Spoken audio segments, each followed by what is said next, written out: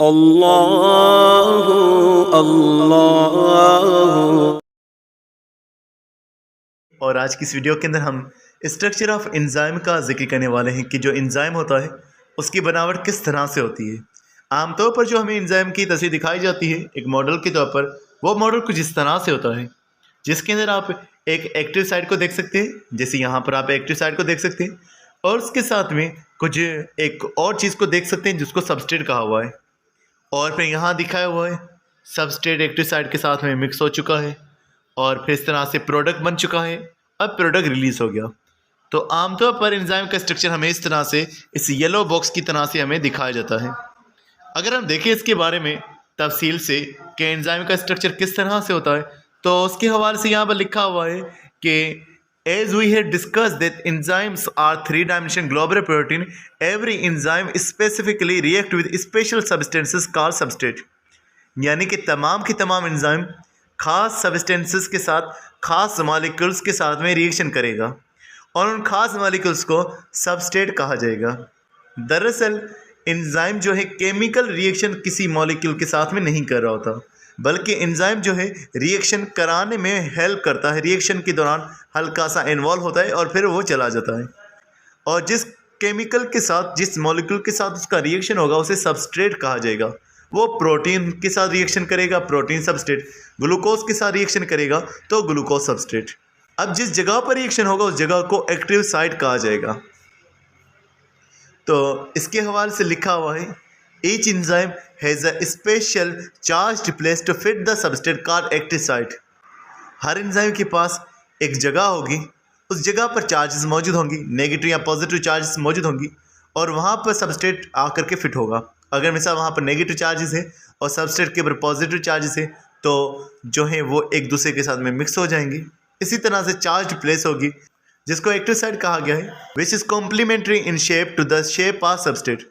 और ये कॉम्प्लीमेंट्री है सबस्ट्रेट के शेप के मुकाबले में, यानी जैसा शेप एक्टिव साइट का होगा उसका अपोजिट शेप जो है वो सबस्ट्रेट का होगा, ताकि सबस्ट्रेट एक्टिव साइट पर जो है वो मिक्स हो सके।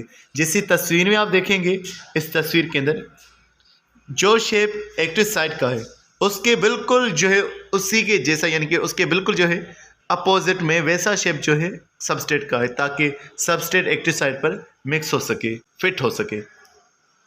मज़ीद बातें करें तो लिखा हुआ है the charge and shape of active site is found by some amino acid present in the polypeptide chain of the active site of enzyme.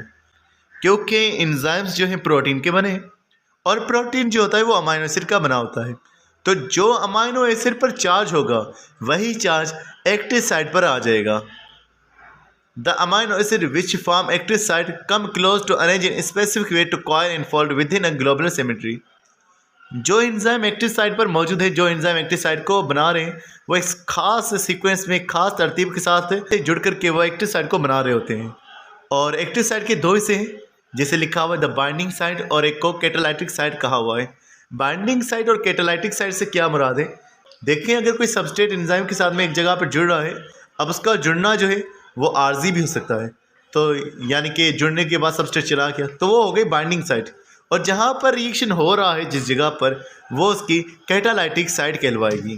तो यहाँ बाइंडिंग साइट के बारे में लिखा हुआ है binding site is the region of active site whose amino acid make temporary bond with the substrate. Binding site वो जगह है जहाँ पर अमाइनो एसिड जो है आर्जी तौर पर बॉन्ड बना देंगे सबस्ट्रेट के साथ में। On the other hand some amino acid are responsible for catalytic activity, therefore it is called the catalytic site. लेकिन कुछ जो है अमाइनो एसिड रिएक्शन में इन्वॉल्व होंगे, जहाँ पर रिएक्शन होगा तो उस जगह को हम कैटालाइटिक साइट कहेंगे। अब हम मज़ीद बात करते हैं एंजाइम के स्ट्रक्चरल पार्ट की, क्योंकि ये जो था ये तो फंक्शनल पार्ट है एक्टिव साइट जहाँ पर रिएक्शन हो रहा है। बाकी जो हिस्सा है एंजाइम का एक्टिव साइट के अलावा वो उसका स्ट्रक्चरल पार्ट है।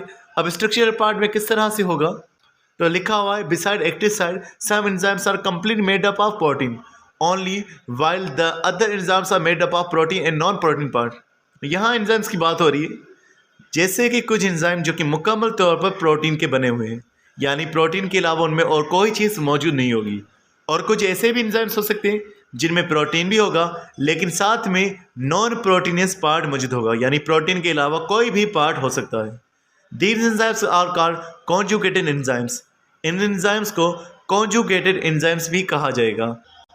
कॉन्जुगेटेड एंजाइम, कॉन्जुगेटेड लफ्ज ही जो है जोड़ के लिए यूज़ होता है, यानी जिनमें प्रोटीन के अलावा नॉन प्रोटीन पार्ट मौजूद होगा। The non protein part of enzyme is called the cofactor. जो नॉन प्रोटीन पार्ट है एंजाइम का वो कोफैक्टर कहलवाएगा। यानी कि जो कॉन्जुगेटेड एंजाइम है उस कॉन्जुगेटेड एंजाइम के अंदर एक हो गया एंजाइम और दूसरा हो गया कोफैक्टर जो कि एंजाइम के साथ में जुड़ा होगा। अब इसके हवाले से मजीद लिखा हुआ है, it is responsible for attachment of substrate at the active site and perform catalytic activity. तो कोफैक्टर की मौजूदगी से रिएक्शन जो है वो ज़्यादा तेज़ी से हो जाता है, रिएक्शन में हेल्प करा रहे होते हैं कोफैक्टर। द कोफैक्टर में भी ऑर्गेनिक और इनऑर्गेनिक मॉलिक्यूल्स। जो कोफैक्टर है जो नॉन प्रोटीनियस पार्ट है ये ऑर्गेनिक भी हो सकता है और इनऑर्गेनिक मॉलिक्यूल भी हो सकता है। ऑर्गेनिक और इनऑर्गेनिक के बारे में आप पहले से ही जानते हैं। जो ऑर्गेनिक मॉलिक्यूल्स होते हैं जिनमें कार्बन और हाइड्रोजन के दरमियान में कोवैलेंट बॉन्ड होगा वो ऑर्गेनिक मॉलिक्यूल्स कहलवाते हैं। और इनऑर्गेनिक मॉलिक्यूल्स वो होते हैं जिनमें कार्बन और हाइड्रोजन या तो मौजूद ही नहीं होंगे। यानी कि अगर मिसाल के तौर पर कार्बन डाइऑक्साइड है, कार्बन है, ऑक्सीजन मौजूद है, हाइड्रोजन नहीं है, या H2O है, हाइड्रोजन मौजूद है, उसके साथ में ऑक्सीजन मौजूद है, कार्बन नहीं है। तो ऐसे मॉलिक्यूल्स जिनमें कार्बन और हाइड्रोजन मौजूद ना हो ऐसे मॉलिक्यूल्स को जो है इनऑर्गेनिक मॉलिक्यूल्स कहा जाएगा। तो जो कोफैक्टर्स हैं उनके बारे में लिखा हुआ है ये ऑर्गेनिक और इनऑर्गेनिक हो सकते हैं। इनऑर्गेनिक कोफैक्टर्स में भी मेटालिक आयंस, जो इनऑर्गेनिक कोफैक्टर्स होंगे वो मेटालिक आयंस होंगे। यानी कि कोफैक्टर्स दो तरह के, ऑर्गेनिक इनऑर्गेनिक। ऑर्गेनिक के अंदर जो है हम आगे जिक्र करने वाले, इनऑर्गेनिक के अंदर जो है मेटालिक आयंस आ गए। These are detachable cofactors called activators because they get attach the time of substrate binding. जो इनऑर्गेनिक कोफैक्टर्स हैं उनको हम डिटेचेबल कोफैक्टर्स कह रहे हैं जो मेटालिक आयंस हैं, लेकिन उनको साथ में हम एक्टिवेटर्स भी कह रहे हैं क्योंकि वो रिएक्शन को तेज़ कराते हैं और वो रिएक्शन के साथ सिर्फ तब जुड़ते हैं जब सबस्ट्रेट उसके साथ में जुड़ा होता है। Other cofactors are organic molecules. Inorganic को छोड़ करके अब हम दूसरे की बात करें जो ऑर्गेनिक कोफैक्टर्स हैं। उन ऑर्गेनिक कोफैक्टर्स को हम दो ग्रुप्स में डिवाइड कर रहे हैं। तो एक हो गए कोएंजाइम जिसे यहाँ लिखा हुआ है और दूसरे हो गए प्रोस्थेटिक ग्रुप। कोफैक्टर जो हैं उनमें ऑर्गेनिक जो है वो कोएंजाइम और प्रोस्थेटिक ग्रुप कहलवाएंगे। कोएंजाइम और प्रोस्थेटिक ग्रुप में फ़र्क क्या है? तो लिखा हुआ है coenzymes are the derivators of the vitamins. जो कोएंजाइम्स हैं वो वाइटामिन्स में से बनते हैं, जैसे कि निकोटीन हो गया, फ्लेविन हो गया। निकोटीन जो है वो NAD में मौजूद होता है और फ्लेविन जो है वो FAD में मौजूद होता है। उसके अलावा they behave like inorganic cofactors. जो कोएंजाइम्स हैं ये है तो ऑर्गेनिक, लेकिन इनका जो तरीक़ेकार है वो इनऑर्गेनिक की तरह है। इनऑर्गेनिक की तरह क्या है कि ये जो है आसानी से डिटेच हो सकते हैं, यानी कंप्लीटली बाइंड नहीं होते कोएंजाइम्स जो है एंजाइम के साथ में। और ये सिर्फ कब बाइंड होते हैं? जब सबस्ट्रेट आकर के जुड़ेगा। और दूसरे है प्रोस्थेटिक ग्रुप जो कि एंजाइम के साथ में कोवैलेंटली बॉन्डेड होते हैं और परमानेंट पार्ट होते हैं एंजाइम का, और दे डू नॉट डिटेच, ये अलग नहीं हो जाते। अब प्रोस्थेटिक ग्रुप के अंदर जो है एक मॉलिक्यूल आ गया जिसको पोरफेरिन कहा जाता है। ये जो पोरफेरिन मॉलिक्यूल है ये क्लोरोफिल के अंदर भी मौजूद होता है जो क्लोरोफिल का हेड बना रहा होता है। उसके अलावा कॉन्जुगेटेड एंजाइम्स की बात करें तो conjugated enzymes without cofactors called apo enzymes. ऐसे कॉन्जुगेटेड एंजाइम्स जिनमें कोफैक्टर मौजूद नहीं है उन्हें एपो एंजाइम कहा जाएगा। यानी कि कॉन्जुगेटेड एंजाइम्स जो कि बने हुए ही दो चीज़ों के, एंजाइम के और कोफैक्टर के, अगर कोफैक्टर फ़िलहाल के लिए अवेलेबल नहीं है वो एपो एंजाइम, और जो कॉन्जुगेटेड एंजाइम होता है वो कोफैक्टर के बगैर काम नहीं कर रहा होता। तो एपो एंजाइम जो है दरअसल इनएक्टिव एंजाइम को कहेंगे। It does not work separately, ये अलग से काम नहीं करेगा। Inactivated enzyme consist of polypeptide chain and cofactor is collectively called holoenzyme. जो एंजाइम जो होता है एक्टिवेट हो जाता है और कोफैक्टर मौजूद होगा तो उन दोनों को कलेक्टिवली होलो एंजाइम कहा जाएगा।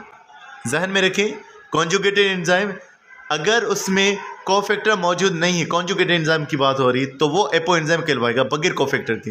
लेकिन अगर कोफैक्टर मौजूद है तो उसे कॉन्जुगेटेड एंजाइम को होलो एंजाइम कहा जाएगा। अब यहाँ पेप्सिन की बात हो रही है।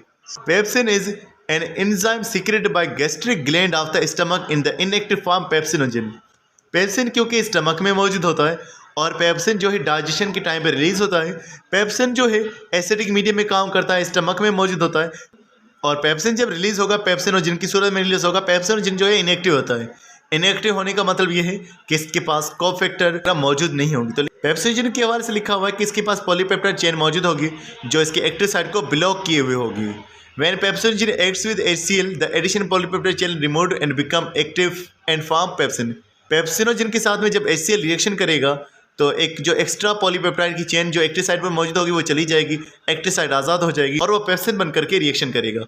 तो ये हमने जो है एंजाइम के बारे में पढ़ा। अब यहाँ आप तस्वीरों में देखें, इस तस्वीर के अंदर आप कॉन्जुगेटेड एंजाइम के बारे में देख सकते हैं। कॉन्जुगेटेड एंजाइम जिसके अंदर प्रोटीन पार्ट भी मौजूद है और नॉन प्रोटीन पार्ट भी मौजूद है। जो प्रोटीन पार्ट है उसको हम एपो एंजाइम कह रहे हैं और जो नॉन प्रोटीन पार्ट है उसको कोफैक्टर कह रहे हैं। फिर कोफैक्टर दो तरह का हो गया, ऑर्गेनिक हो गया और इनऑर्गेनिक हो गया। इनऑर्गेनिक के अंदर जो है मिनरल्स आ रहे हैं, जैसे कैल्शियम हो गया, आयरन हो गया, कॉपर हो गया, जिंक हो गया। और जो ऑर्गेनिक है उसके अंदर कोएंजाइम हो रहा है और दूसरा prosthetic group. Coenzyme easily separable होगा और जो इनऑर्गेनिक होगा, जो नॉन प्रोटीनस पार्ट है कोफैक्टर का, वो भी जो है इजीली सेपरेटेबल होगा। तो ये हो गया कॉन्जुगेटेड एंजाइम के बारे में। तो डियर स्टूडेंट, मिलते हैं नेक्स्ट वीडियो में। बहुत सारा ख्याल रखिएगा। अस्सलाम वालेकुम।